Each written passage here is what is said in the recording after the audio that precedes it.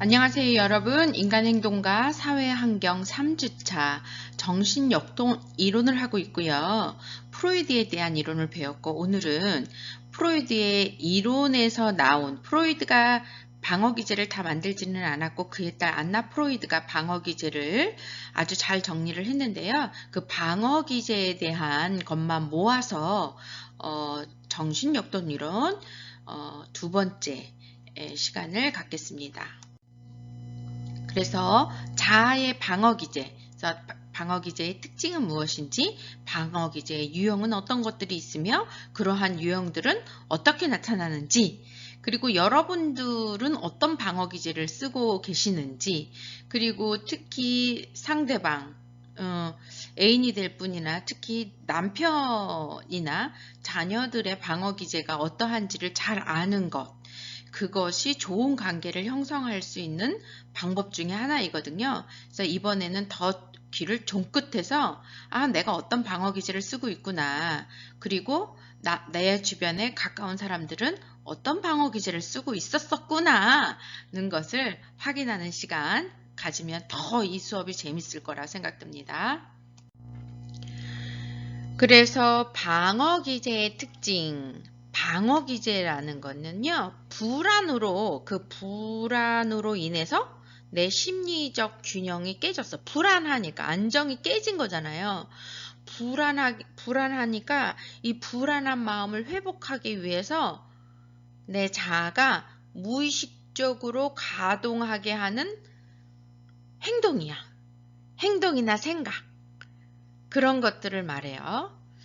그래서 방어기제를 들어가기 전에 그러면 불안이 뭔지를 알아야 돼요. 우리 그럼 불안을 한번 살펴볼게요.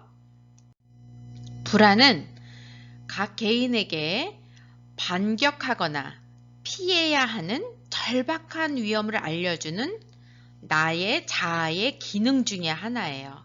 그래서 어떤 행동을 함으로써 그 위험을 감소시켜야 한다는 것을 알려주는 자극 역할을 해요. 그래서 불안에는 세 가지 형태가 있는데, 첫 번째로는 현실적인 불안, 신경적인 불안, 도덕적인 불안, 이렇게 세 가지 불안이 있어요. 뭔가 일어났어. 그래서 내가 힘들어. 그 힘든 마음이 불안으로 오는 거지. 근데 그 불안이 한 세 가지로 온다는 거예요. 현실적인 불안, 신경적 불안, 도덕적 불안. 그럼 현실적 불안은 뭐냐?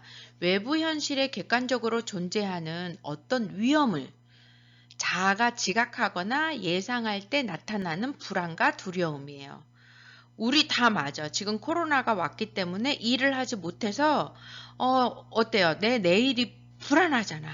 그쵸? 그런 것처럼 그 코로나는 벌어진 일이잖아. 안 벌어진 일을 우리가 막 고민하고 있지는 않잖아요. 지금 벌어진 일. 또 하나 더 쉽게 얘기를 들자면 내일 시험을 봐야 돼. 근데 내일 시험을 봐야 되는데 공부 안 했어.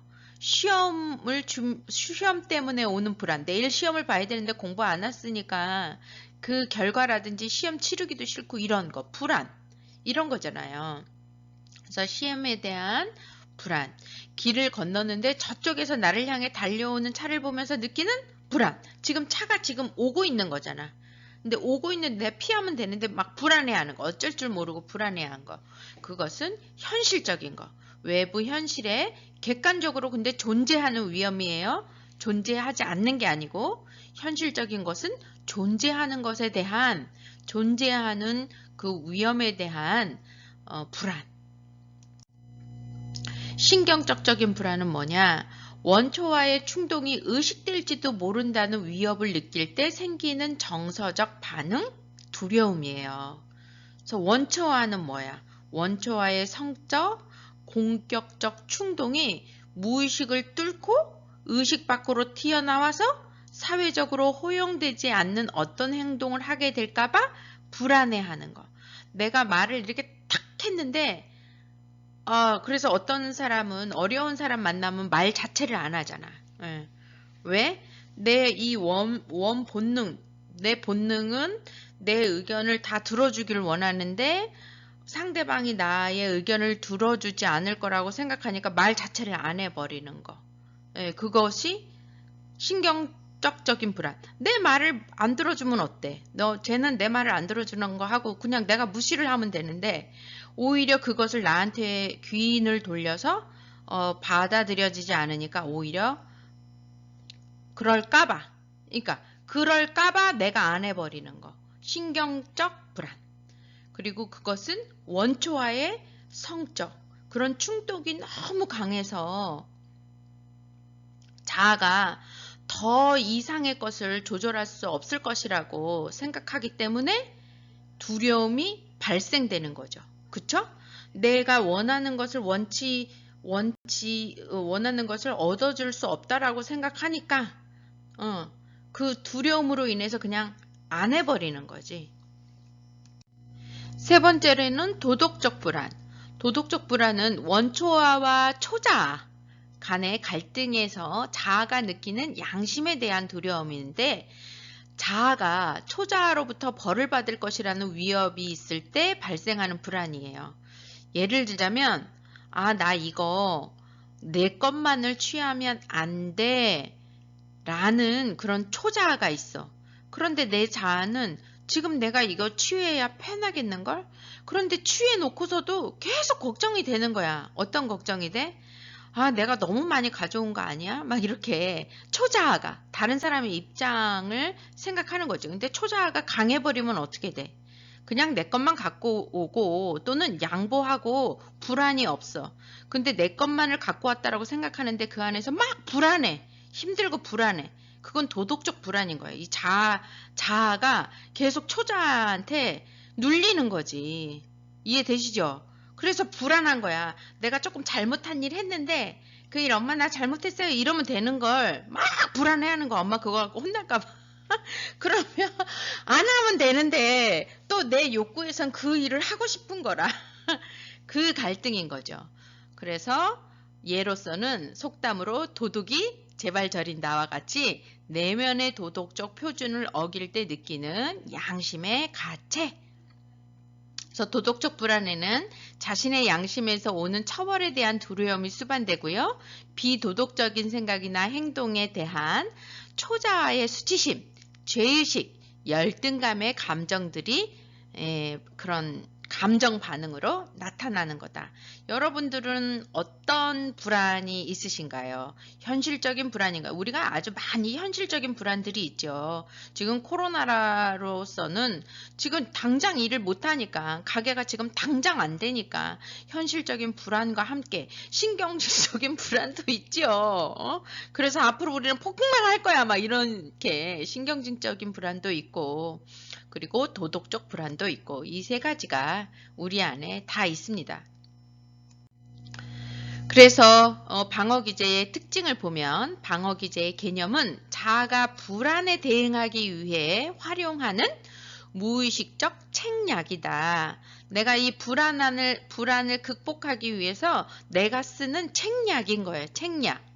불안으로 인해 심리적 불균형이 초래될 때 자아가 정신 내적 평형 상태를 유지하기 위해 무의식적으로 불안을 제거하려는 심리적인 기제. 그래서 내가 그런 행동을 하고 그런 말을 하고 그런 생각을 하면 조금 더 내 정신적으로 평형 상태를 유지할 거라고 생각을 해서 쓰는 기제. 그래서 원초와의 충동이 의식 위로 표출되려고 하거나 초자아가 도덕적으로 개인을 짓누를 때 그것으로부터 개인을 보호하기 위한 전략이기도 해요. 원초와는 내 쾌락만을 추구한다 그랬잖아. 그냥 내가 하고 싶은 대로만 하는 거. 그 원초적인 욕구. 그것을 위로 표출되려고 하는 것을 자아가 누르기도 하고 초자아가 누르기도 하고 또는 너무 초자아적인 거. 남을 위해서 그냥 헌신만 하라고 사는 거. 내 몸이 너무 힘든데 그 정도 안 해도 되는데 그 이상을 막 하게 될 때 자아가 너 그 정도 안 해도 돼 라고 이야기하는 그 안에서의 갈등. 그래서 프로이드가 제시한 방어기제의 개념은 그의 막내딸 안나 프로이드에 의해 더욱 체계화되었다. 그래서 이렇게 체계화한 것은 안나 프로이드가 했다라는 거 기억해 두시기 바래요. 자, 방어기제의 특성을 볼게요. 모든 방어기제는 이 불안, 나한테 불안이라는 그 위협으로부터 자신을 보호하려는 수단이에요. 그래서 방어기제의 주요한 기능은 불안을 감소시키는데 있다라는 거 꼭 기억하세요. 아, 내가 이런 방어기제를 쓰는 건 내가 불안을 감소시키기 위해서 이렇게 나타나는 거구나. 또는 다른 사람이 저러한 방어기제의 모습을 볼 때, 아, 불안하구나. 불안을 감소시키기 위해서 저랬구나. 그런데 그걸 자기가 알아 몰라. 잘 몰라. 무의식에서 그냥 이렇게 나오는 거예요. 의도적인 행동이 아니라 무의식적으로 일어나는 거다. 그리고 무의식적인 자기 보호를 위해 어떤 방어 기제는 위협 자체를 왜곡하기도 하고 불안 자체를 왜곡하기도 하고 다른 형태로 대처하기도 하고 아예 차단하기도 한다. 아, 나는 선의로 이야기를 했는데 하고 알아듣는 게 아니라 그야말로 퍽 하고 알아듣는 왜곡하기도 하고 다른 형태로 대처하기도 하고 아예 그냥 안 들어버려 이렇게 차단하기도 한다.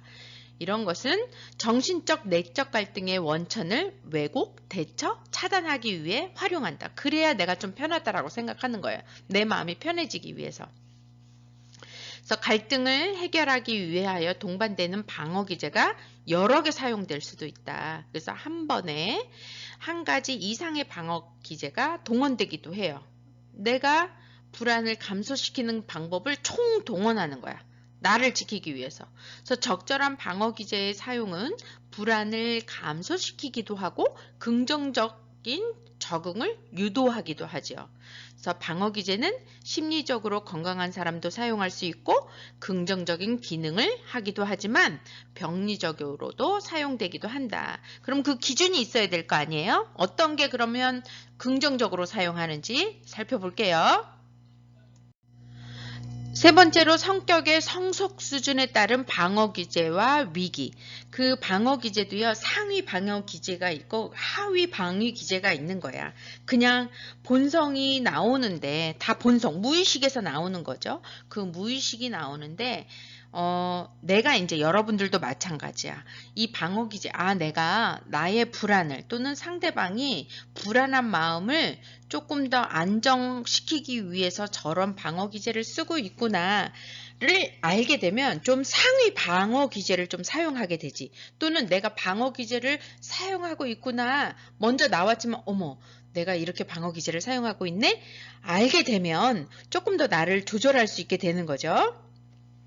자, 이제 여러분들이 멋진 더 성격을 갖길 바라면서 방어 기제는 성격의 성숙 수준을 나타내며 성격 발달과 밀접하게 관련된다. 그래서 안나 프로이드는 그런 점에서 방어 기제가 성격의 성숙 수준에 따라 위계 구조를 갖는다라고 이야기를 했어요. 투사하거나 퇴행하거나 부정하거나 이런 방어들은 억압하거나 합리화하거나 승하보다 낮은 성숙 수준에서 주로 사용된다. 그러니까 조금 더 성숙된 사람들은 어떤 걸 더 많이 써? 내 걸 좀 억압하는 거. 그리고 좀 더 합리화하려고 하는 거. 또는 그럼에도 불구하고 승하하려고 하는 거. 저는 감사 코칭 쓰고 있거든요. 나이 들면서 제일 멋진 모습은 자아 통정을 할 수 있는 모습은 그럼에도 불구하고 승화. 그쵸? 승화야. 승화를 잘 쓸 수 있는 거. 또 이게 나는 최고라고 보고 그 다음은 합리화. 아유, 내가 나를 감당할 수 없었을 거야. 이렇게 합리화. 내가 이해하기 쉬운 대로 합리화하는 거. 그리고 또는 그래, 내 욕구가 이만큼 있지만 그래, 누르자. 전체를 위해서 누르자.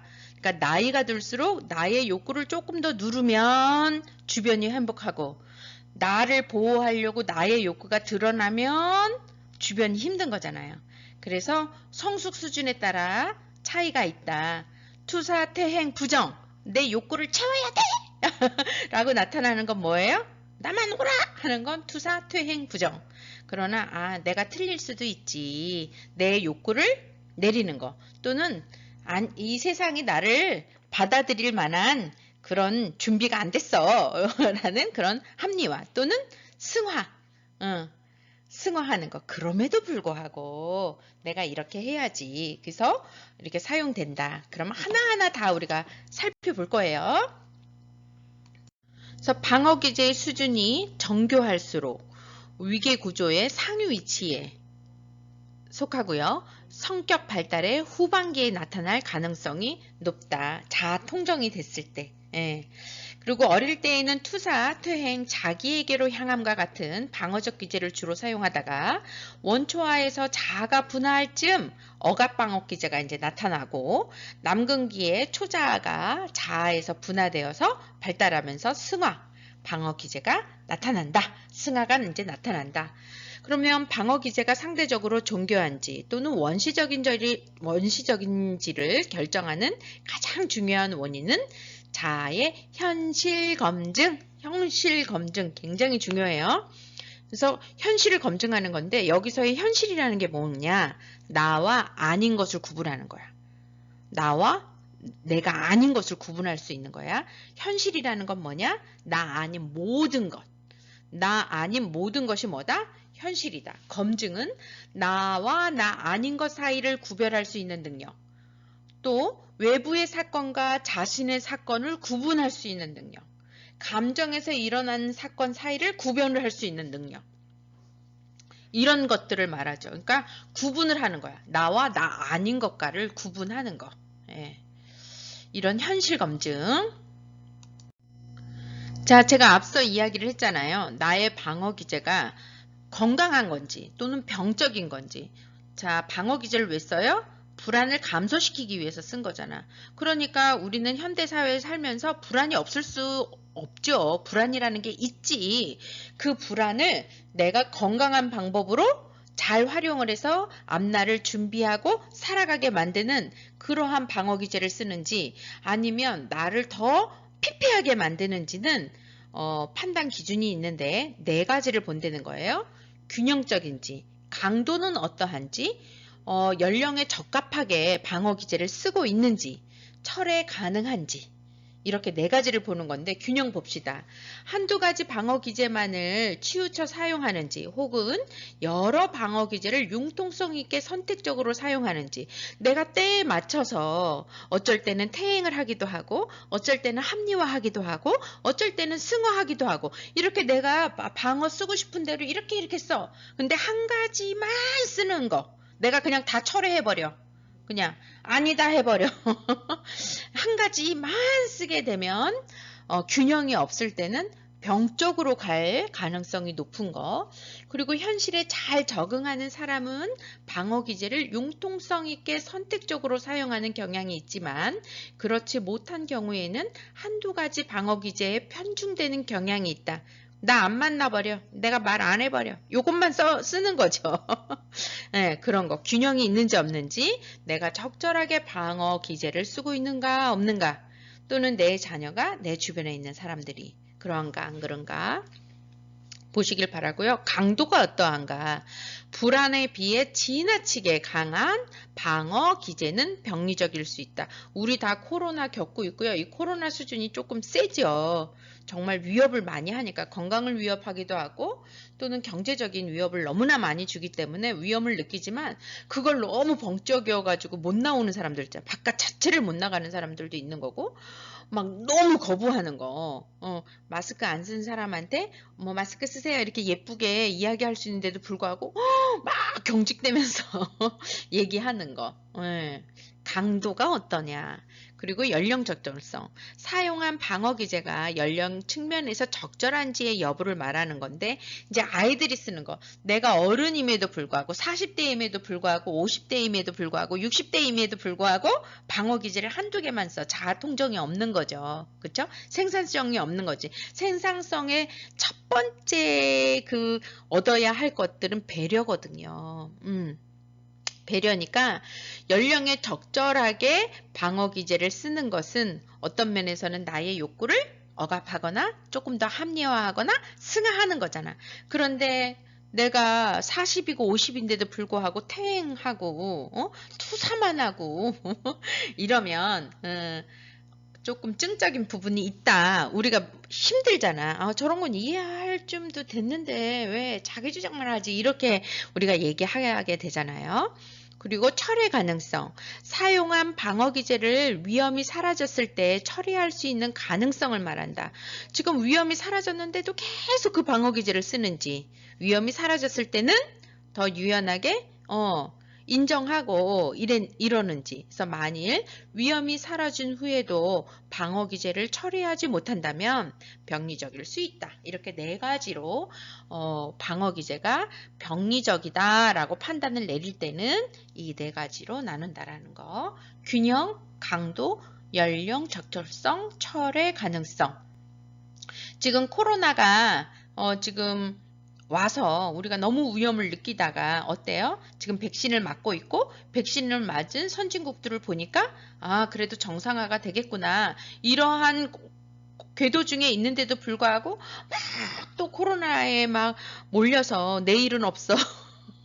또 올 거야. 막 부정적인 생각만 막 하는 거.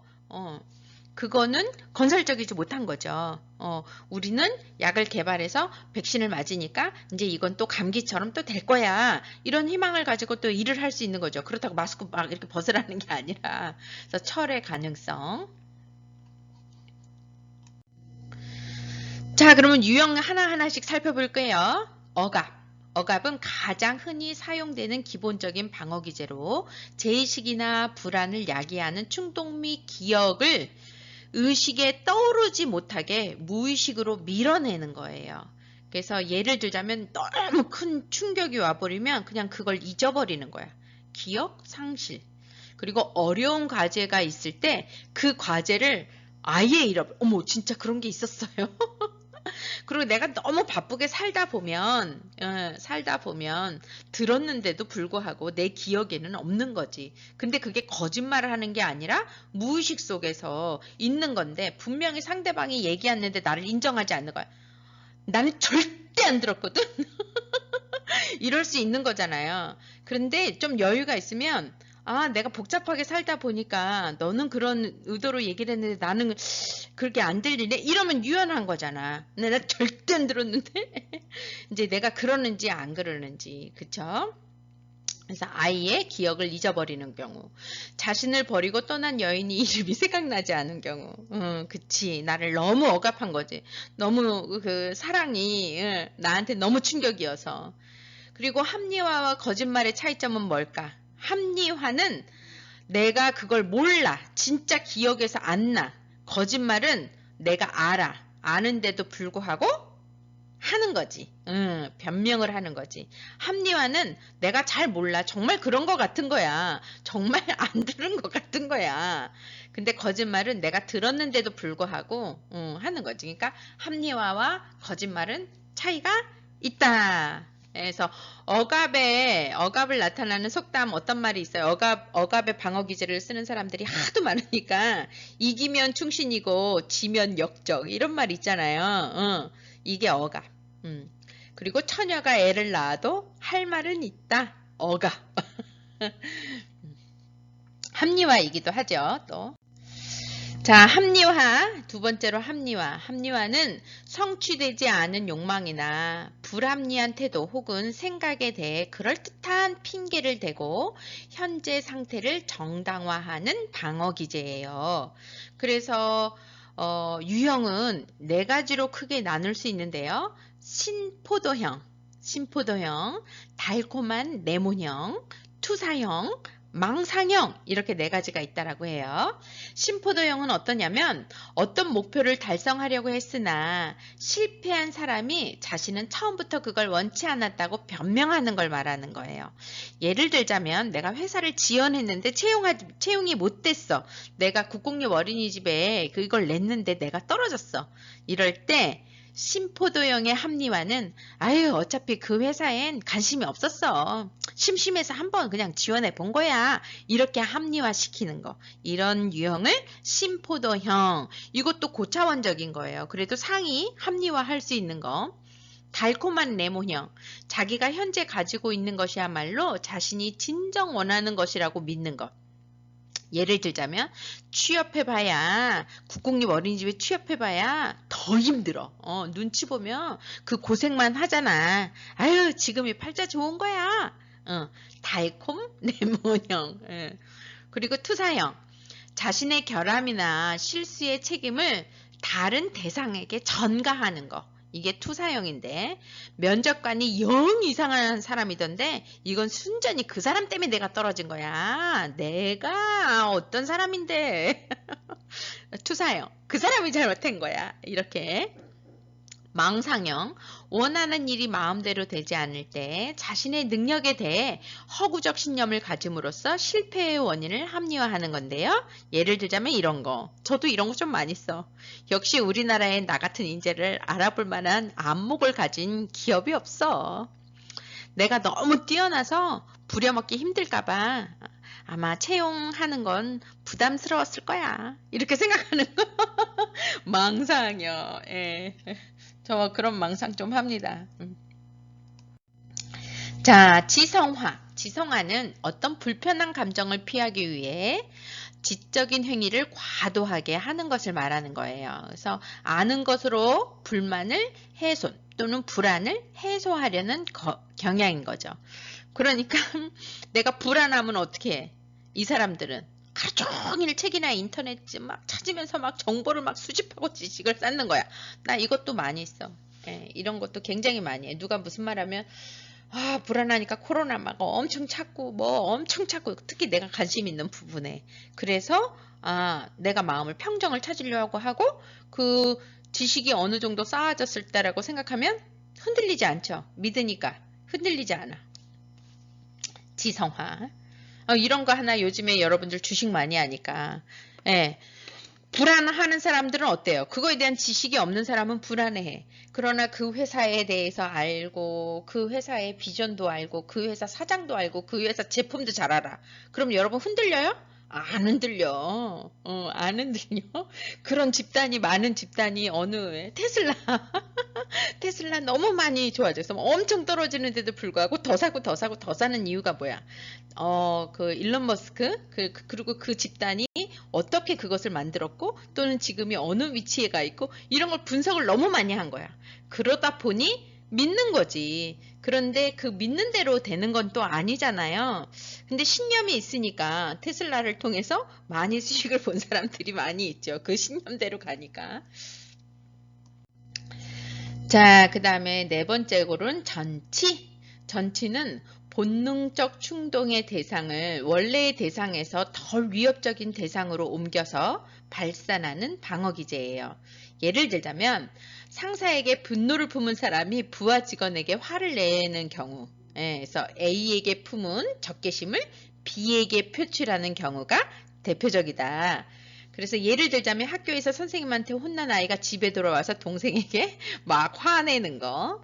그리고 도덕적 타락에 대해 강한 무의식적인 죄책감을 느끼는 사람이 하루에 수십 번씩 막 손을 씻고 전치하는 거지. 도덕적 불결함을 물리적 불결함으로 생각을 하고 막 씻는 거지. 그리고 취소, 원상복구를 하는 거야. 깨끗하게 만들려고 하려는 거.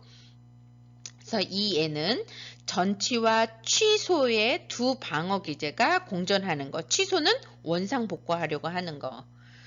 자, 또 하나의 예, 형을 미워하는 동생이 형의 공책을 막 찢어버리는 경우. 형은 못 때리니까.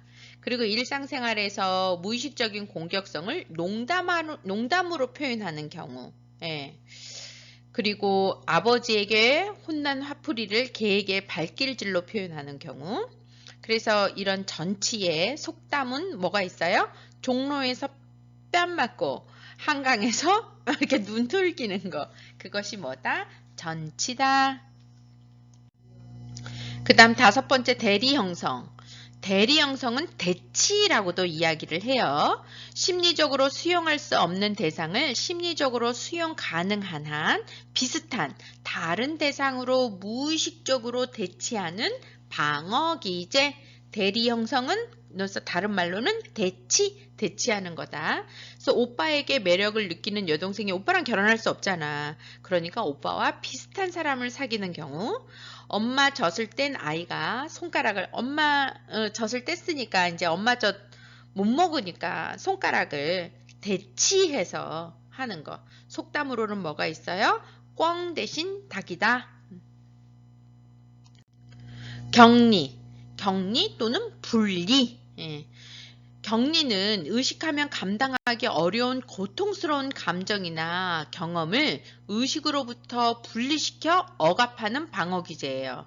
그래서 강박장애에서 흔히 나타나요. 그래서 고통스러운 생각이나 사건을 그의 수반대인 감정과 분리시켜 사건 자체는 기억하지만 사건에 대한 감정은 떠올리지 못하는 경우. 그러니까 이런 일은 일어났는데 그런 일이 나한테 얼마나 힘든 건지 몰라. 그걸 분리해 버리는 거. 분리.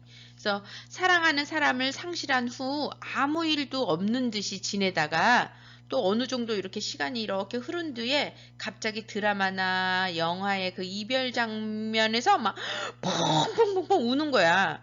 그 정도로 슬프지는 않는데 왜? 예, 나를 이렇게 억눌렀던 그 감정이 분리시켰던 그 감정이 갑자기 나온 거지. 그래서 의식화되지 못하도록 격리되었던 감정이 뒤늦게 표출된 경우에 이제 해당된다. 격리하는 거. 내가 쭉 아주 너무 큰 상처를 받았는데 그거는 기억이 나기는 해. 기억 상실까지는 아니야. 기억은 나기는 하는데 그 감정을 잘 모르는 거. 격리, 분리. 자, 반동 형성. 반동 형성은 무의식 속에 허용될 수 없는 생각, 소원, 충동 등을 정반대로 표현하는 방어 기제예요. 누군가에 대해 공격적 욕망은 사랑으로 또는 성적 욕망은 공격적 행위로 표현하는 경우다. 반대로 나타나는 경우. 예를 들자면 관심이 가는 여성인데 관심이 가는 이성인데 더 자꾸 괴롭혀. 더 자꾸 헐뜯어. 그 헐뜯는 이유가 뭐야? 나 너 좋아해. 이런 거가 마음에 있는 사람들인 거. 남편이 외도로 나온 아들을 사랑으로 돌보는 경우. 너무 미움에도 불구하고 오히려 너무 애지중지 키우는 거. 누군가를 싫어하는 감정이 생길 때 오히려 그 사람에게 친해지려고 애쓰고 친절히 대하는 것, 과잉 친절하는 것, 그 거리감 느껴지지. 그리고 사회를 두려워하는 사람이 사회의 관습을 철저히 지키려고 하는 경우. 그래서 속담으로는 미운 놈 떡 하나 더 준다. 나는 속은 싫어. 속은 싫은데 일부러 더 좋은 척 하는 거. 이런 거죠. 취소. 취소는 받아들일 수 없는 자신의 행동이 초래한 결과를 처리하기 위해 그로 인해 상대가 입은 피해를 무의식적으로 원상복구하기 위한 행동을 하게 되는 것을 말하는데요. 자신의 욕망, 상상으로든 실제로 그 행위로 드러났든 그 욕망으로 인해 타인의 피해를 입혔다고 느낄 때 그 피해에 대해 일종의 속죄 행위를 하는 거야. 속죄 행위. 그래서 용납할 수 없거나 죄책감을 일으키는 행동, 사고, 감정을 상징적인 방법을 통해 취소하려고 하는 것이 여기 포함돼요. 예를 들자면 이런 거지. 내가 뭔가 잘못했어. 저 상대에게 잘못을 했는데 그것을 어떤 걸로 막 이렇게 푸닥거리 하는 거. 예. 굿하고 막 이렇게 푸닥거리 하는 거. 이런 걸로 방어하는 거지. 예를 들자면 바람을 피우기 시작한 남편이 전과 같지 않게 아내에게 더 친절한 경우, 그리고 부정하게 번 돈을 어떻게 자선사업에 더 쓰는 경우, 부인을 폭행한 후 부인에게 마음껏 쇼핑하라고 카드를 주는 경우, 그리고 종교적인 속죄의식 또는 기도문을 반복적으로 중얼거리면서 죄책감에서 막 벗어나려고 하는 경우, 이제 이런 것을 취소, 내가 받아들일 수 없는 내 행동, 이런 행동의 결과를 없애기 위해서, 또는 속죄하기 위해서 하는 행동, 취소. 자, 투사. 투사는 허용할 수 없는 부정적인 충동이나 욕망, 실패를 무의식적으로 타인이나 환경 탓으로 돌리는 방어 기제다. 그래서 투사 방어 기제는 내가 잘못한 것이 아니라 다른 누군가가 잘못했고, 내가 좋아하는 것이 아니라 다른 누군가가 좋아하는 것이라고 생각하고, 내가 미워하는 것이 아니라 다른 누군가가 나를 미워하는 것이라고 생각함으로써 용납할 수 없는 자신의 충동이나 행동을 자신의 입장에서 유리하게 여기게끔 하는 거. 내가 너 때문에 한 거지. 이러는 거. 그게 뭐다? 투사의 방어 기제다. 그래서 투사의 예는 친구들이 아무도 자기를 좋아하지 않는다고 불평하지만 사실은 그 자신이 자신을 포함한 어느 누구도 좋아하지 않는 경우, 그런 거죠. 내가 나를 좋아하지 않으면서도 그러니까 다른 사람도 나를 다 좋아하지 않을 거야. 이렇게.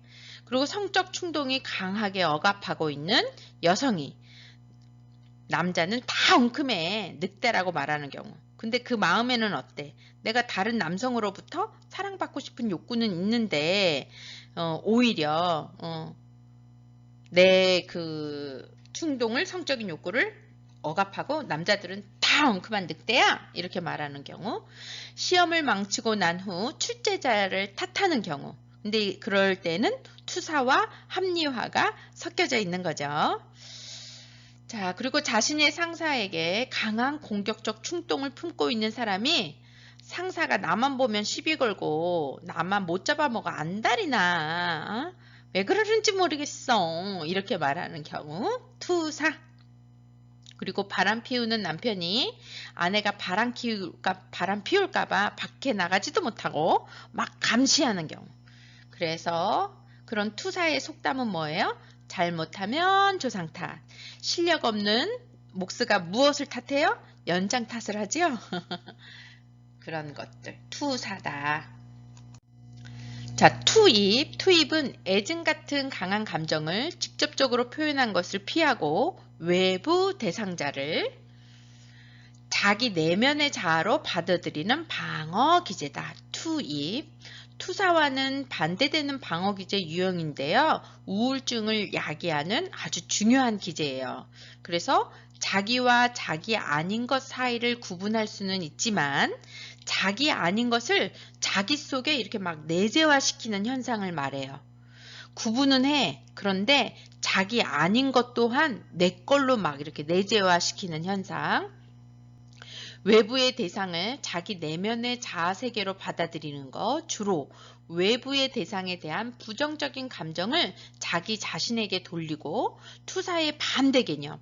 그래서 이것은 우울을 야기하죠. 그래서 예전에 아이가 뭔가 잘못되면 다 내 탓이다, 내가 죽인 거다, 이렇게 막 그러잖아요. 우리나라 사람들. 투입, 나의 잘못으로 더 늦는 거.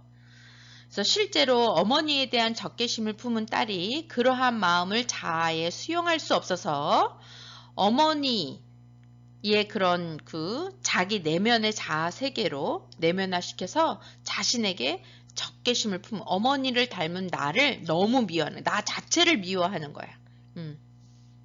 그것도 또 아버지를 미워하는 것이 자아에 수용될 수 없어서, 내가 아버지를 어떻게 미워할 수 없어. 근데 아버지가 미운 것이 있어. 그런데 그것을 자신이 미운 것으로 대치해버려서 어떻게 해요? 나를 미워하는 거, 나에게 적개심을 갖는 거, 이런 것을 투입. 나는 알아. 자기와 자기 아닌 것은 구분할 수 있지만 자기 아닌 것을 어떻게 내 거화 하는 거, 내 탓이다 하는 거, 투입. 그리고 자기로의 전향, 자기애로의 향함이라고 바뀌어도 되는데요. 외부 대상을 향한 본능적 충동의 방향을 자기 자신에게로 돌리는 방어 기제예요. 그래서 우울증, 자해 이런 것들을 대표적으로 할 수 있죠. 말할 수 있죠. 부정은 뭐예요? 부정은 엄연히 존재하는 위험이나 불쾌한 현실의 존재 자체를 부정함으로써 그로 인한 불안을 회피하고 편안한 상태를 유지하려는 방어 기제. 아니야, 안 죽었어, 막 이렇게 얘기하는 거. 딸이 사망한 후 딸이 몇 달간 해외여행 중이며 곧 돌아온다고 말하는 어머니 모습. 너무 충격이 크니까 아니야, 우리 딸 올 거야. 우리 그 세월호 때 지금도, 그쵸? 지금도 그 아픔을 갖고 계신 분들이 있죠.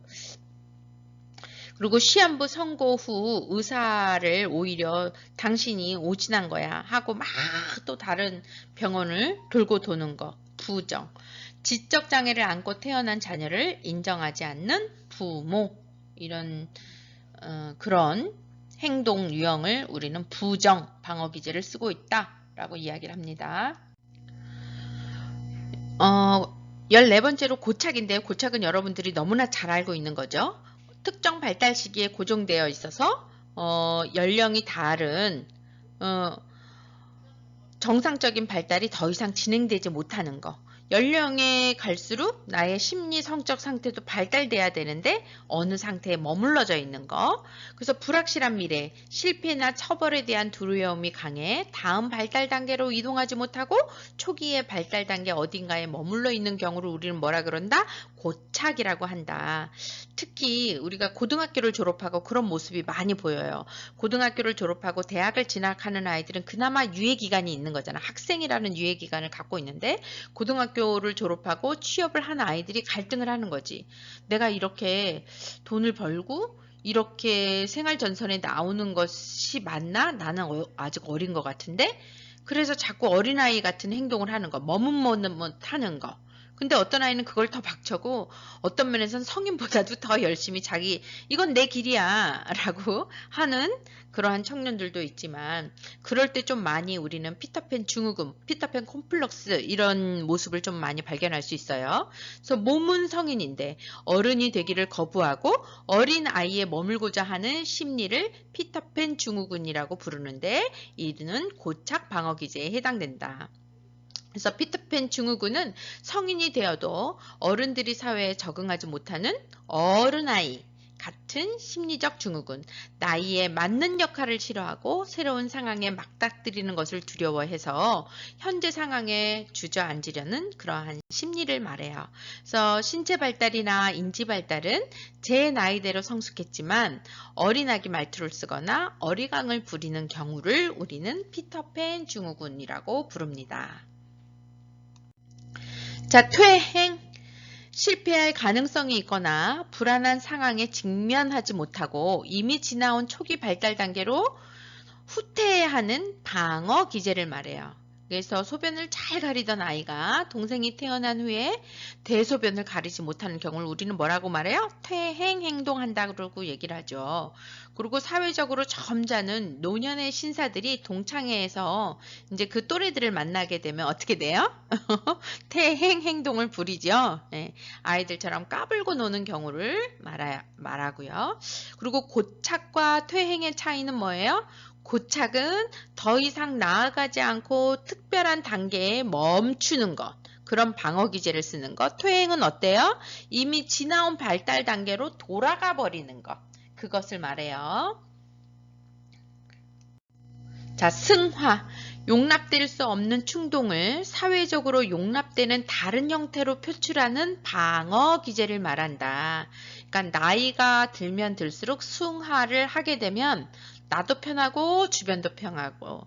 그래서 방어 기제 위계에서 상위 위치에 하는 가장 성숙한 유형의 방어 기제다. 상위 위치에 여러분과 내가 달려가야 할 길인 거죠.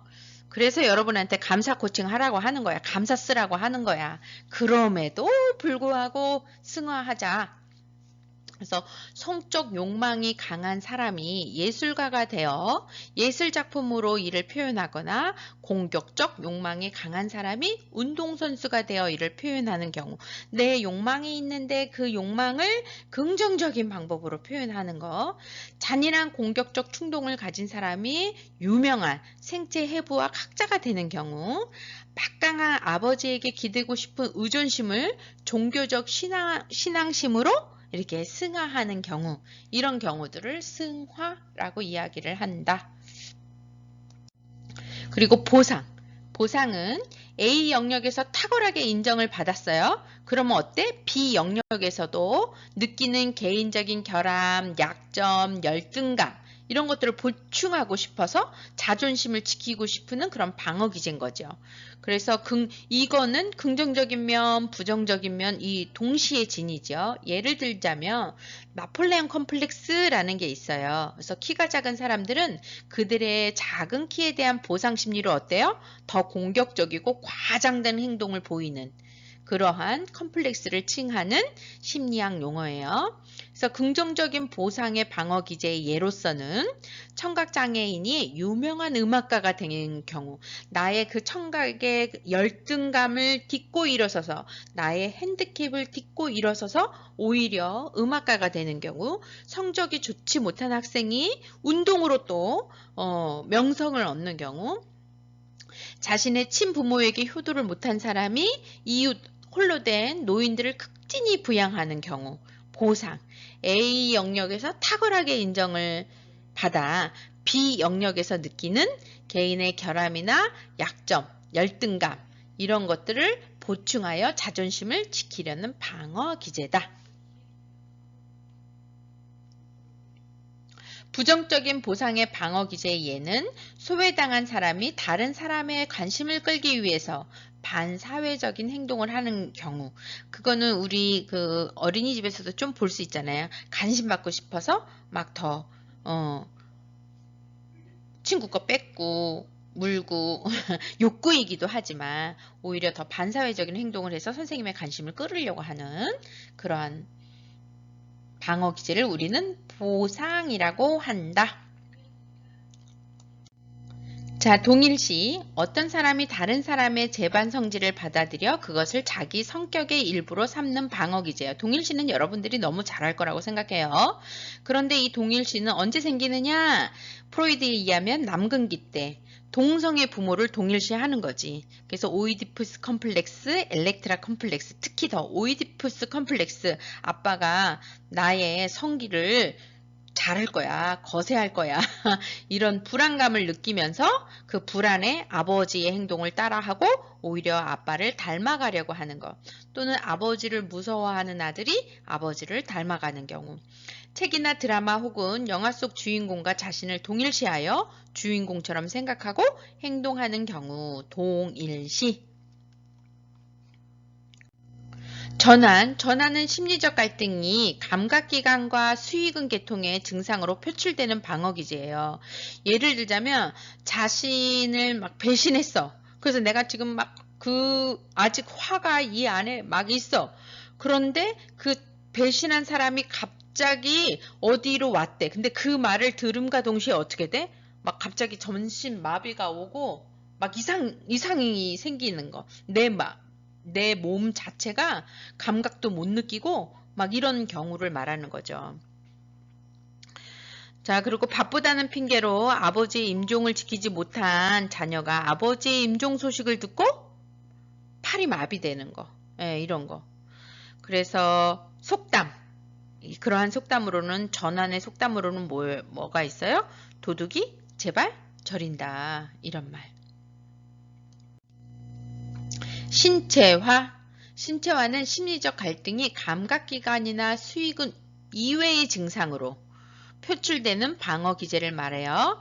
학교에 가기 싫은 학생이 정말 배가 아파서 배가 아픈 거야. 그리고 시험을 앞두고 공부를 너무 못한 학생이 전날 밤부터 막 머리가 막 아파. 머리가 어지러워서 일어날 수가 없어. 이런 거. 예를 들자면 신체화의 경우에는 속담으로 사촌이 땅을 사면 배가 아프다. 이런 게 있습니다. 자, 상징화는 억압된 충동을 무의식적으로 상징을 통해 표출하는 방어 기제를 말해요. 꿈은 대표적인 상징화의 산물인데요. 예를 들자면 이런 거지. 자식을 낳을 수 없는 부인이 아기처럼 예쁜 꽃송이를 안고 행복했던 꿈을 꾼 경우, 막 돼지 새끼를 낳아, 그런 꿈을 꾼 경우, 이런 걸 말하는 거죠. 상징화, 그러니까 꿈에서 나타나는 거. 자, 전이는 전에 알았던 사람과 현재의 사람을 동일시하여 전에 알았던 사람에게 품었던 감정을 현재의 사람에게 옮겨와 반복되게 되는 무의식적인 방어 기제를 말해요. 그래서 어떤 사람이 까닭없이 좋거나 싫을 때가 있는데 이는 전에 알던 어떤 사람과 동일시되어 감정이 무의식적으로 전이된 결과인 경우가 많다. 그래서 나는 쟤 까닭없이 좋아. 나는 쟤는 까닭없이 미워. 이런 거는 내가 예전에 경험했던 그 어떤 것과 동일시되어서 그런다. 그래서 어린 시절 지나치게 권위적인 아버지에게 기죽어 지냈던 사람이 성인이 된 후에도 비슷하게 권위적인 사람 앞에 이렇게 서게 되면 아버지에게 품었던 그런 감정을 보이게 돼서 욱하게 되는 경우가 있는 거죠. 그게 전이 되었다라고 말하는 거예요. 자, 이제 마지막으로 해리예요. 해리는 마음을 편치 않게 하는 성격의 일부가 자신의 지배를 벗어나 하나의 독립된 인격인처럼 행동하는 방어 기제를 말해요. 그러니까 두 가지 인격이 있는 거야. 현실적인 고통을 처리할 만큼 성숙되지 못한 사람이 감당할 수 없는 큰 고통에 직면했을 때 이 해리 방어 기제를 보이곤 해요. 대표적으로는 지킬 박사와 하이드 한 사람이잖아. 그런데 두 가지의 인격이 있는 거죠. 그래서 해리. 자, 우리가 여기까지 살펴보았고요. 너무 애쓰셨습니다. 이제 퀴즈로 여태까지 우리가 본 거 한 번 더 확인해 봐요. 첫 번째, 방어 기제에 관한 설명으로 옳지 않은 것은 갈등과 불안에 대처하기 위해 초자아가 사용하는 심리적 기제인가요? 예, 정신 내적 갈등의 원천을 왜곡, 대처, 차단하기 위해 활용하나요? 긍정적인 기능을 하는 경우도 있나요? 두 가지 이상의 방어 기제를 동시에 사용하는 경우도 있나요? 네, 1번이죠. 방어 기제는 갈등과 불안에 대처하고자 정신, 내적 갈등의 원천을 왜곡, 대처, 차단하기 위해서 자아가 사용하는 심리 기제인 거죠. 예, 초자아가 사용하는 심리 기제가 아니라 자아인 거예요. 자, 두 번째. 방어 기제와 그의 연결이 옳은 것은 부정은 부모에게 꾸정을 듣고 적대감으로 개를 발로 차는 아이. 퇴행은 불치병에 걸렸음을 알고도 미래의 계획을 화려하게 세우는 환자. 승화, 효도를 다하지 못한 죄책감으로 독거노인을 극진히 부양하는 자식. 반동 형성, 남편이 바람피워 데려온 아이를 싫어함에도 오히려 과잉보호로 키우는 부인. 뭘까요? 맞아요. 4번이죠. 옳은 것은 방동 형성이 오히려 밉지만 떡 하나 더 준다 라는 거죠. 그래서 더 과잉 보호하는 그런 부인을 말하는 거고 1번은 전치죠. 부모에게 꾸중을 듣고 적대감으로 개를 발로 차는 아이. 2번은 부정이죠. 불치병에 걸렸음을 알고도 미래의 계획을 화려하게 세우는 환자. 인정하지 않는 거. 그리고 3번은 보상이죠. 효도를 다하지 못한 죄책감으로 다른 그런 사람들에게 독거노인을 극진히 부양하는 자식 보상. 그래서 답은 4번입니다. 3번, 감당하기 어려운 갈등과 불안에 대한 방어 기제별 대처가 옳지 않은 것은 억압은 의식하지 못함. 두 번째, 부정은 현실을 받아들이는 것을 거부하는 것. 3번은 전환, 감각기관과 수의근 계통의 신체 증상으로 표출되는 것. 신체화, 불안이 원인이 되는 대상을 닮아감. 옳지 않은 건 뭐예요? 그쵸? 신체화, 불안이 원인이 되는 대상을 닮아가는 거는 동일시라고 이야기를 했죠. 신체화는 감각기관, 수의근 계통 이외의 증상. 그래서 어떤 거야? 배가 막 아픈 거. 내일 시험이야. 내일 시험인데 시험 공부 안 했어. 그래가지고 막 아침에 막 일어나지를 못하겠는 거야. 머리도 아프고 막 배도 아프고 이래가지고 우리 다 경험했죠? 그걸 뭐라고 해요? 신체화. 자, 네 번째, 방어 기제를 표현한 속담의 예가 옳지 않은 것은 합리화, 이기면 충신, 지면 역적, 전치, 종로에서 빰 맞고 한강에서 눈 흘긴다, 취소, 꽁 대신 닭, 투사, 잘못되면 조상 탓, 어떤 것인가요? 네, 3번 옳지 않는 것은 꽁 대신 닭은 취소죠. 병 주고 약 준다 인 거죠. 취소는. 대리 형성이죠. 꽁 대신 닭은.